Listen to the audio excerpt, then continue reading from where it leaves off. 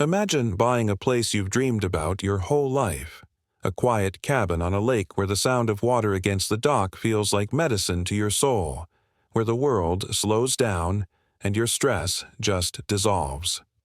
Now imagine someone marching right up to your dream retreat, clipboard in hand, barking about rules, regulations, and violations that don't even exist.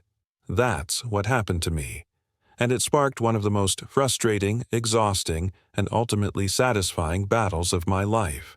By the end, the very people who thought they could bully me with their HOA power were standing in a courtroom, their smug faces melting into disbelief as the judge's gavel came down in my favor. The story really began 2 years ago when I inherited my grandfather's lake cabin. To me, it wasn't just a property, it was a memory bank. Every creaky floorboard reminded me of summers spent learning how to fish, late nights by the fire, and the smell of pine that clung to the old wooden beams.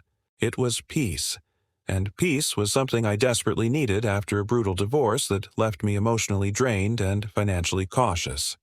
So when I moved in, my only goal was simple: rebuild my life, quietly, without anyone meddling in my business. The last thing I wanted was to deal with entitled strangers trying to tell me what to do on land that had been in my family for decades. Enter the HOA. Or, more specifically, one of their self-appointed enforcers, a woman I'll call Karen, because, well, if you picture the most stereotypical HOA busybody imaginable, you're picturing her. Perfectly manicured nails, oversized sunglasses perched on her head like a crown, and the uncanny ability to sniff out violations where none existed.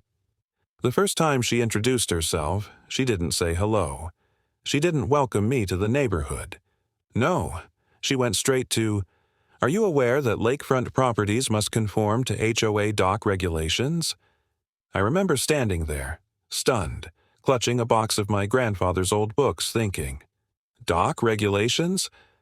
Lady, I just got here." But it didn't stop there. Over the next few weeks, I became her obsession. She'd leave notes taped to my door about grass height, even though most of my property was wild forest that had been that way for decades. She complained about the unapproved paint color each of my cabin. Never mind that the deep chestnut brown had been unchanged since the 1970s. She even tried to tell me my grandfather's handmade birdhouse was a non-compliant structure. Each note dripped with condescension, as if she saw me not as a neighbor, but as a problem to be fixed. And every time I read her words, my chest tightened with anger. This wasn't just nitpicking. It felt like harassment, like she was trying to drive me out. At first, I tried to reason with her. I invited her over to talk, hoping face-to-face conversation might clear things up. She refused. Instead, she sent me formal letters, each one signed, on behalf of the HOA board. But when I spoke to other neighbors, I discovered something interesting. Most of them hated the HOA just as much as I did. The board was essentially 3 people, led by Karen, who had nothing better to do than micromanage everyone's lives. They preyed on anyone new, hoping fear of fines would keep people compliant. Some neighbors paid up just to avoid conflict, even when the rules didn't apply. It was intimidation dressed up as authority. That realization lit a fire in me. My grandfather had always taught me that bullies thrive when people stay quiet. I wasn't going to be silent. So I started documenting everything. Every letter, every note, every time Karen parked outside my property snapping pictures with her phone. I set up security cameras that captured her trespassing on my land, measuring my dock with a tape measure like she was conducting some official inspection. I even caught her walking right up to my windows, peering inside as if she owned the place. The footage made my blood boil. My safe haven was being violated, and the violation was personal. Things escalated when I received a letter demanding I remove my dock altogether because it was non-compliant. That dock had been there for 50 years. My grandfather built it with his own hands. It wasn't just wood and nails. It was part of our family's history. The idea of tearing it down felt like erasing him. I refused. That's when the fines started. Ridiculous amounts, $100 a day, stacking up for every supposed violation. The letters grew nastier, threatening legal action, claiming the HOA had the power to place a lien on my property. They wanted to scare me into submission. Instead, they woke up a side of me I didn't even know existed. I hired an attorney. Not just any attorney, a local guy who knew the history of the lakefront properties better than anyone. When I laid out my evidence, his eyes lit up.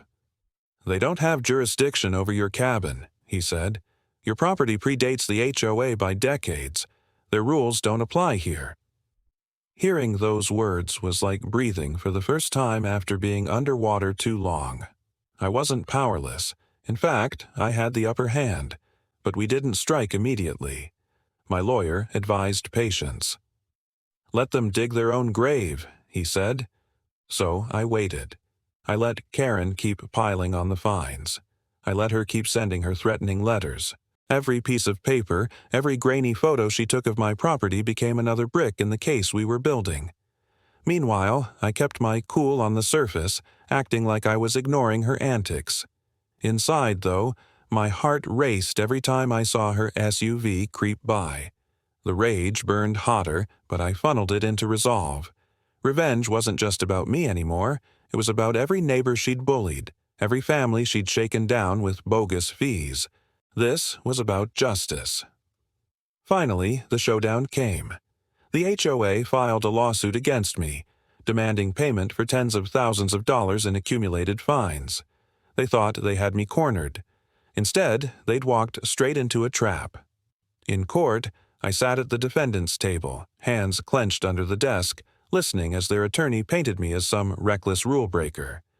Karen sat smugly behind him, arms crossed, lips curled in a satisfied smile. She thought this was her victory lap.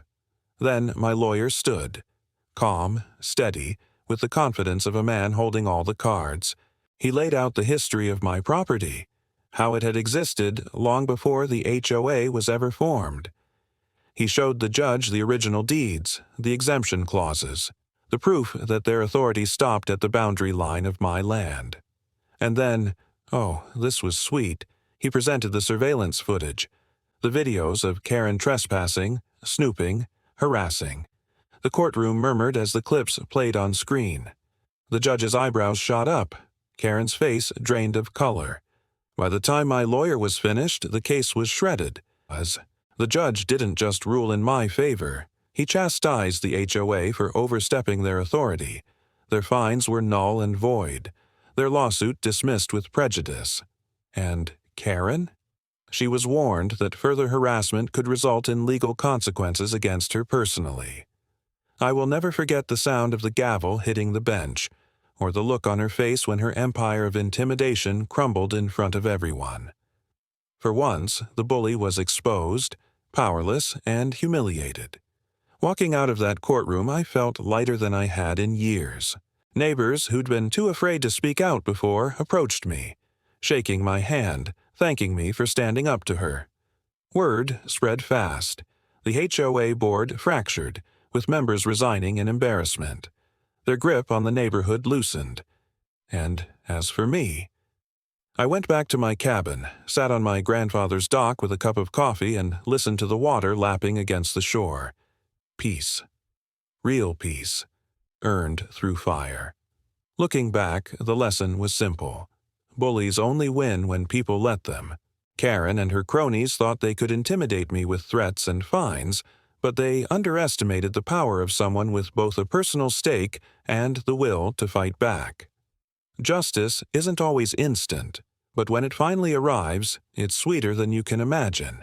And in this case, it tasted like victory, freedom, and the knowledge that my grandfather's legacy would never be erased by a petty tyrant with a clipboard.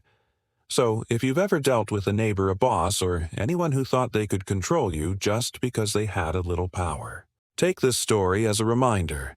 You're stronger than you think, and sometimes the best revenge is simply standing your ground until the truth wins out. If this story gave you chills, smash that like button and tell me in the comments, what is the most satisfying revenge you've ever witnessed? And don't forget to subscribe for more stories just like this, because trust me, there are plenty more battles won against bullies who never saw justice coming.